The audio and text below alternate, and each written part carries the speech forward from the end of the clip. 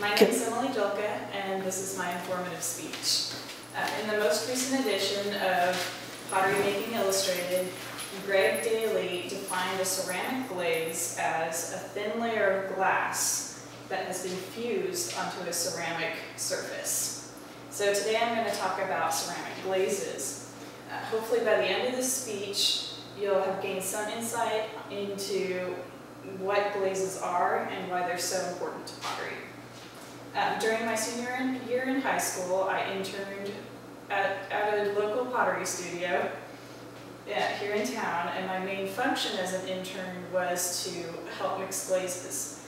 Potters often mix their own glazes not only to help cut costs by buying ingredients in bulk and mixing it themselves, but also to try to experiment with color variations in order to hopefully come up with a unique glaze that will make their pottery pieces unusual.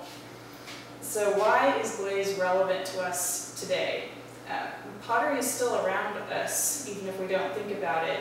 And although we don't think about it, we have, because we look at coffee mugs or plates as a whole piece, glaze is a separate function, and without it, the piece would be completely useless. So I'm going to touch a little bit on what makes up a glaze and why they're such an integral part to ceramics. So what are glazes first off?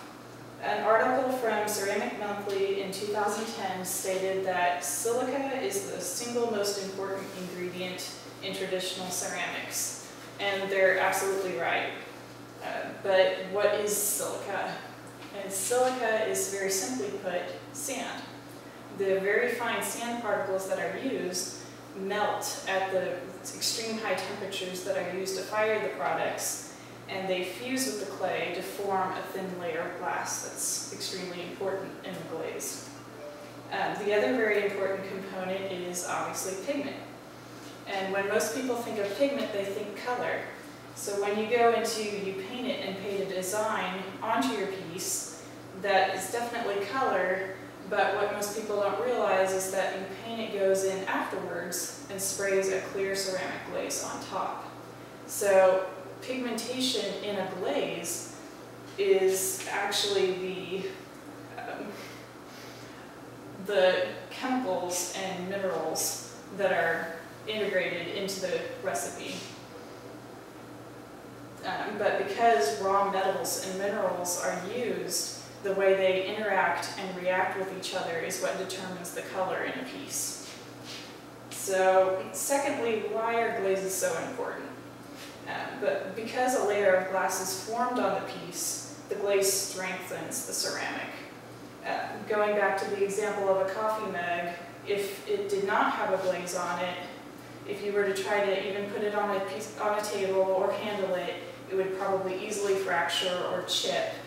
But because the clay is so porous, even after it's been fired, it's still extremely fragile. So by putting the glaze on, it fills all those little holes, infuses, and strengthens the infrastructure. Robin Hopper wrote an article for Ceramics Monthly in 2009 and stated that a potter's palette can be just as broad as a painter's. And in it, and this piece right here is a perfect example, because the way the chemicals run or drip or merge in with each other can create very unexpected but still beautiful results. And another example of that is this piece that was glazed in two separate recipes, but in the middle where they overlap, they created something completely different. And that's the only reason for that is because the pigments reacted with each other.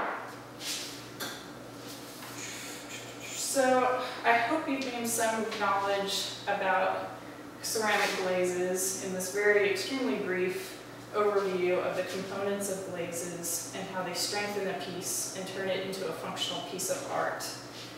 Maybe next time when you look at your coffee mug, you might stop to think about how the glaze has affected that piece and become an integral part of your life. Thank you.